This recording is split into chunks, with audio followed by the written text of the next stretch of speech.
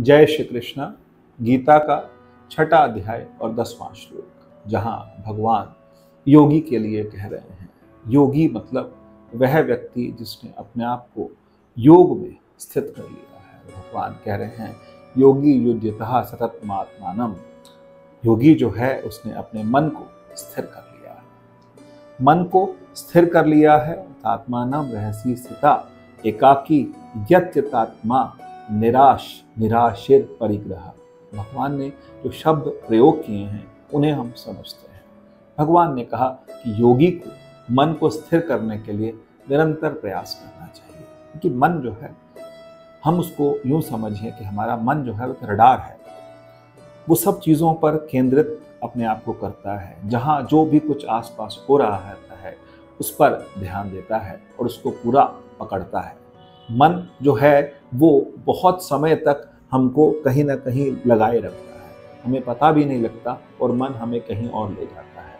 मन जो है वो एकांत में मनुष्य को रह करके, योगी को एकांत में रह करके मन को स्थित करने का प्रयास करना चाहिए। मन और शरीर नियंत्रित करना चाहिए, क्योंकि मन भी नियंत्रित होगा और यदि शरीर भी नियंत्रित होगा तो मनुष्य जो है वो परमात्मा में अपने मन को लगा पाएगा। उसके साथ साथ भगवान आदेश करते हैं कि आशा और लोभ से योगी को मुक्त होना चाहिए।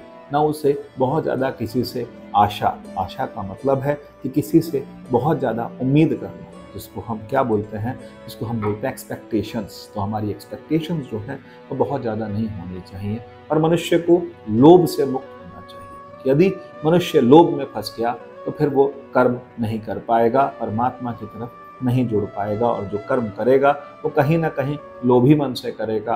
तो लोभी मन से जब भी वो कर्म करेगा तो वहाँ कहीं ना कहीं वो पाप में अपने आप को लगाएगा। तो भगवान की जो ये बात है कि एकांत में रहना, एकांत का मतलब कि मेरे सिवा वहाँ पर कोई भी ना हो। तो ऐसा स्थान नहीं, ऐसा विचार होना चाहिए कि हम एकांत में हैं। एकांत का मतलब मनुष्य मौन में रहे, बहुत ज़्यादा किसी से बात ना करे, क्योंकि जब एकांत में मनुष्य रहना लगता है, अकेला रहने लगता है, तो फिर उस समय उसके मन के अंदर परमात्मा के प्रति जो भाव जागृत होते हैं, परमात्मा के प्रति जो एक विवेक जागृत होता है और वो जो वैराग्य जागृत होता है, तभी मनुष्य जो है इस माया से परे हो जाता है।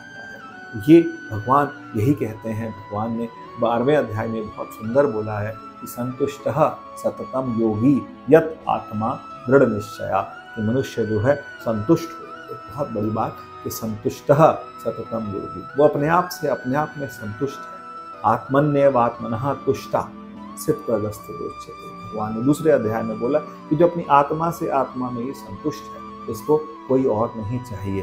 तो वो व्यक्ति जो है वो कहा जाता है कि वो योगी है। जय श्री कृष्ण।